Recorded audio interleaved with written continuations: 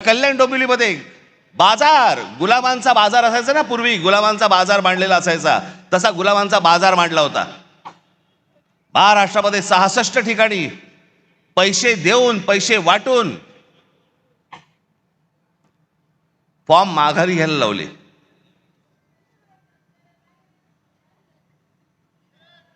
त्या दिवशी मी माझ्या नाशिकच्या सभेमध्ये मी बोललो होतो, वेडे पैसे झालेत, वेडे पैसे. त्या दिवशी एका ठिकाणी तर कोणी त्या एका माणसाने ते काय स्क्रुटिनी असते, समोरच्याचा एबी फॉर्म गिळून टाकला. बरं, दिवस नव्हता, एखाद दिवस मिळाला असं दुसऱ्याशी वाट तरी बघता आली असती. एबी फॉर्म पडेल, एबी फॉर्म पडेल, इथपर्यंत गेलात तुम्ही. विकले जातायत काय, एबी फॉर्म गिळतायत काय. त्या सोलापूरला एखादा खून झाला आमच्या माणसाचा, आमच्या विद्यार्थी सेनेचा, तो तिथला शहर अध्यक्ष होता, त्याचा खून केला फॉर्म मागे घेण्यासाठी. म्हणून इथपर्यंत सरकार चाललंय. पोलीस हताश, कोर्टाकडे तर बघायलाच नको. हे कोणतं राज्य आहे? बिनधास्त सगळ्या गोष्टी सुरू आहेत. मला ती, म्हणून मी मगाशी म्हटलं ना, मला ती माणसं आणायची होती, ती त्या प्रचारामध्ये बिचारे गुंतलेत, त्याच्यामुळे मला इथे त्यांना बोलवता नाही आलं. 5-5 हजाराला मतं विकतायत. मी फक्त 2-3 माणसांची फक्त तुमच्यासमोर नावं घेतो, बाकीचे आता येतील.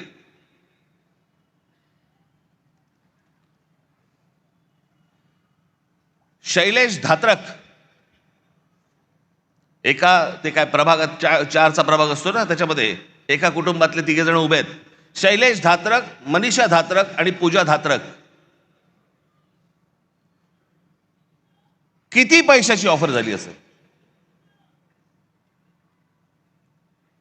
तुम्ही कल्पना पण नाही करू शकत. म्हणजे काय लेवलचा बाजार मांडला या लोकांनी, तुम्हाला अंदाज येईल. या 3 लोकांना एका घरात मिळून 15 कोटी रुपयाची ऑफर दिली गेली. 15 कोटी. आणि मला ते मुद्दामून इकडे बोलवायचे होते त्यांनी 15 कोटीची ऑफर नाकारून ते निवडणुकीला उभे राहिलेत.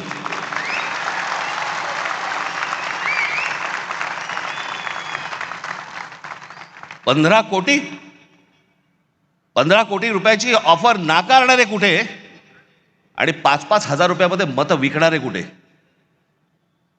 दुसरा मुलगी सौ राजश्री नाईक,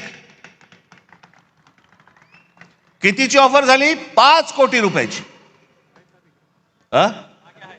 कुठे आहेत? या इकडे, या इकडे.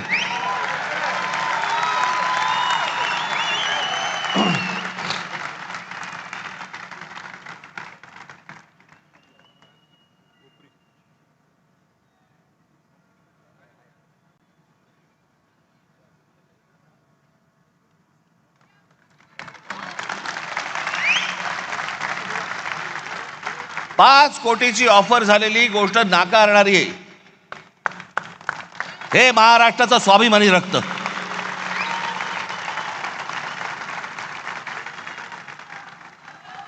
बसा ताई.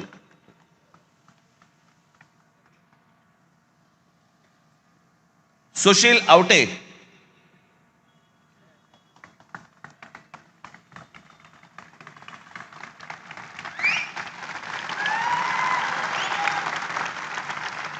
एक कोटी रुपयाची ऑफर झाली,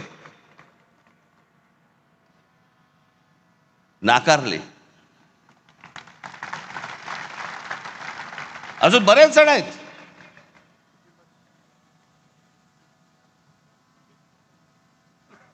कुठून येतोय हा पैसा? काय चाललंय हे? किती पैसे वाटायचे? अहो, तुम्ही हे फक्त 2-3 जण बघताय, महाराष्ट्रभर पैसे वाटले. महाराष्ट्रभर आले कुठून? टाकसाळे.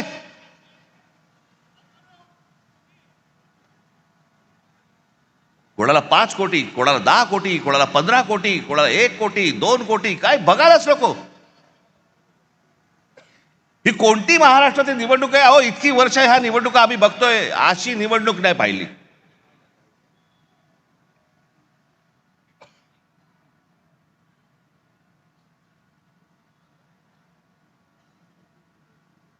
काही लगामच नाही या लोकांना. बिनधास्त जे काय हवंय ते करायचंय. कोर्टात जाऊन काय उपयोग नाही, पोलिसात जाऊन काय उपयोग नाही, कुठेही तुम्हाला जाऊन उपयोग नाहीये. बस आमची मर्जी. हे सगळं जे काय राजनी सांगितलं ते षडयंत्र हळूहळू हळूहळू आपल्या गळ्यापाशी आवळत आवळत आवळत हा केवळ माझा नाही तर आपल्या सगळ्यांचा आवाज चेपण्याचा प्रयत्न चाललेला आहे. आज राज, तू 2 उमेदवार दाखवले ज्यांना 5 कोटीची ऑफर होती, 1 कोटीची होती. तशा त्या आणखीन एक ताई आहेत, ज्योतिताई, त्यांना पण ऑफर होती. त्यांनी नकार दिला. नाहीतर कोटी कोटी रुपये घेतल्यानंतर आपल्याला काय कळलं असतं. पण त्यांनी नकार दिल्यानंतर आपण काय करणार आहात हा प्रश्न आहे. कारण आजच सकाळी तुमच्याकडे सुद्धा आलं असेल, कारण आता सोशल मीडिया खूप सगळीकडे पसरलेला आहे.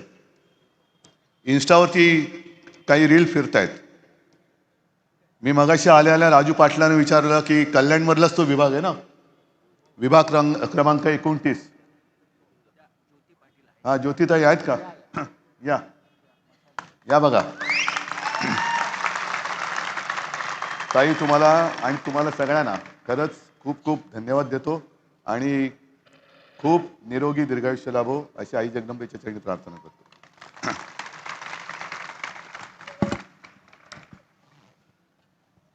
प्रभाग क्रमांक 29 हे सगळं मी फोनवरती पाहिलं. घराघरामध्ये पाकिटं जात आहेत, पैशाची पाकिटं. आणि हीच आता निवडणूक संपली आहे, नेमणुका सुरू झालेल्या आहेत.